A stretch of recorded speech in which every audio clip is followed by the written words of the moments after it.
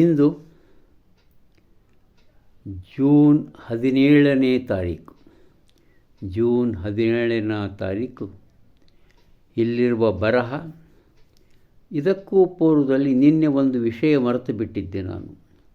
What we expect of dad ಅದರೊಳಗೆ ಕೆಳಗೆ ಶೇಕ್ಸ್ಪಿಯರ್ನ ಅದ್ಭುತವಾದ ಬರಹ ಒಂದು ಲೈನ್ ಇದೆ.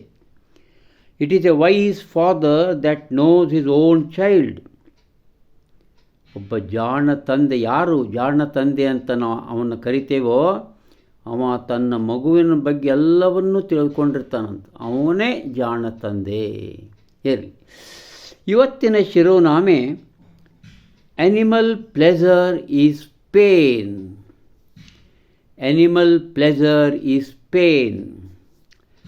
I share the gift of experiencing pleasure with the animals.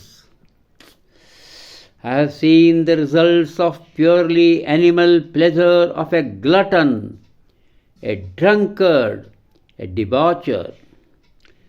This pleasure, if I yield to it, can make an animal of me, can make me kin to the animal kingdom by removing God's kingdom from my soul.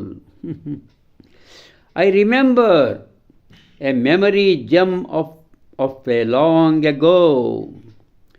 Pleasure is the rock upon which most lives split. They launch out with full sail ahead in quest of pleasure, without compass to direct their course, without reason sufficient to steer their vessel, for want of which pain and shame instead of pleasure are the returns of their voyage. How often my animal instincts have tricked me. There is a traitor within my house. Do we realize it? ಕೆಳಗಿನ ಬರಹ. We tire of those pleasures we take, but never of those we give. ಅದ್ಭುತವಾದ ಬರಹ. Animal pleasure in pain. ಪಶು ಸುಖ ಅದು ಪಶುವಿನಂತಿರುವಂಥ ಒಂದು ಸುಖ ಏನಿದೆಯಲ್ಲ, ಪಶುವಿನಂತಿರುವ ಸುಖ ಅಂದರೆ ಪಶುವಿನಂತಿರೋದು ಅಂತ ಬರೀತಾರೆ ಇಲ್ಲಿ. ಯಾವುವು? ಅವರು ಹೇಳ್ತಾರೆ, ಈ ಪ್ರಾಣಿಗಳ ಸಂಗಡ ಏನು ಒಂದು ಸುಖದ ಅನುಭವ ಕೊಡುಗೆಯನ್ನು ನಾನು ಹಂಚ್ಕೊಳ್ಳಿಕ್ಕತ್ತೀನಿ ಅಂತ ಹೇಳ್ತಾರೆ. ಎಂಥ ಪ್ರಾಣಿಗಳವು? ಹೊಟ್ಟೆಬಾಕತನ ಅಂದರೆ ಮನುಷ್ಯರ ಬಗ್ಗೆನೇ ಹೇಳೋದು ಅವರು. ಹೊಟ್ಟೆಬಾಕತನ, ಕುಡುಕುತನ, ವ್ಯಭಿಚಾರಿ, ಇವರೆಲ್ಲರ ಕೃತ್ಯಗಳ ಪರಿಣಾಮ ನಾನು ನೋಡೇನಿ ಅಂತ ಹೇಳ್ತಾರೆ. ಅದು ಇಂತಹ ಸುಖವೋ, ನಾವೇನಾದರೂ ಇಂಥ ಸುಖಕ್ಕೆ ಶರಣಾಗತರಾದರೆ ನಾನು ಪಶುವೇ, ಪ್ರಾಣಿವರ್ಗಕ್ಕೆ ಸೇರ್ತೇವೆ. ದೇವರ ರಾಜ್ಯದಿಂದ ಹೊರಗೆ ಹೋಗ್ತೇವೆ. ನಮ್ಮ ಆತ್ಮದಿಂದ ದೇವರು ಇಲ್ಲದಂಗಾಗಿ ಬಿಡ್ತಾನೆ. ಇನ್ಯಾವಕ್ಕೂ ಮಾಡಲಿಕ್ಕೆ ಹೋಗಬಾರ್ದು ಅಂತ ಹೇಳ್ದಂಗೆ.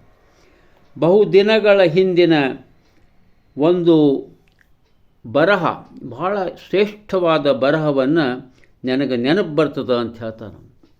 ಸುಖ ಅಂದರೆ ಏನಪ್ಪ ಅಂತಂದರೆ, ಬಹಳಷ್ಟು ಜನರು ಅದನ್ನು ಬೆನ್ನು ಹತ್ತಿದಾಗ ಕಲ್ಲು ಬಂಡೆಗೆ ಅದು ಬಡಿತದೆ. ಸುಖದ ಬೆನ್ನು ಹತ್ತಿದಾಗ ಆ ಯತ್ನಗಳು ಕಲ್ಲು ಬಂಡೆಗೆ ಬಡಿದು ಪುಡಿ ಆಗ್ತಾವೆ ಅಂತ ಹೇಳ್ತಾರೆ ಇಲ್ಲಿ. ಮತ್ತೇನಾಗ್ತದೆ ಅಂದರೆ, ಒಂದು ಹಡಗದೊಳಗೆ ಪ್ರಯಾಣ ಮಾಡ್ತಾರೆ ಕೆಲವರು ಸುಖದ ಬೆನ್ನತ್ತಿ.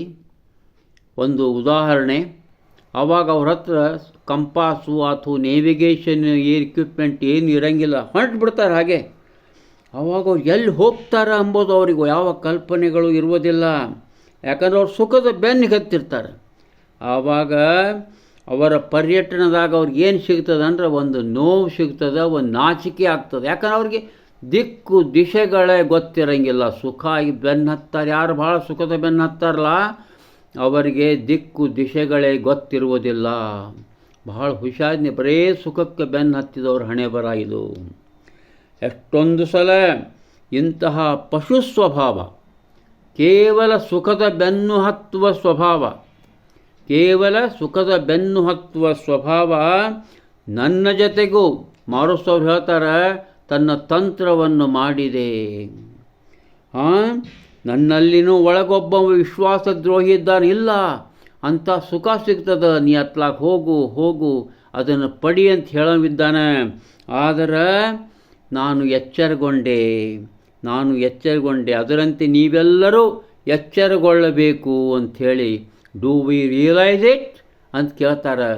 ಬರೀ ಸುಖದ ಬೆನ್ನತ್ತಿ ಹೋಗಬೇಡ್ರಿ ಅನ್ನುವಂಥ ಅದ್ಭುತವಾದ ಒಂದು ಎಚ್ಚರಿಕೆಯ ಮಾತುಗಳು ಇಲ್ಲಿವೆ ಅಂತ ಹೇಳುತ್ತಾ, ಆ ಕೊನೆಯ ಒಂದು ಜೆ ಪೆಟಿಟ್ ಸೆನ್ ಅನ್ನುವಂಥ ಒಬ್ಬ ಮಹಾಪುರುಷ ಬರೆದಂಥ ಅದ್ಭುತವಾದ ಒಂದು ನುಡಿ, we tire of those pleasures we take but never of those we give.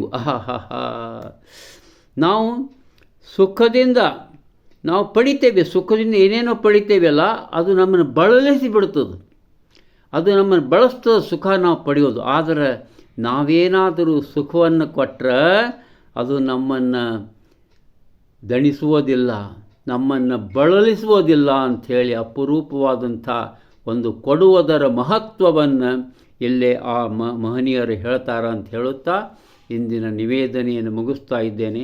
ನಮಸ್ಕಾರ.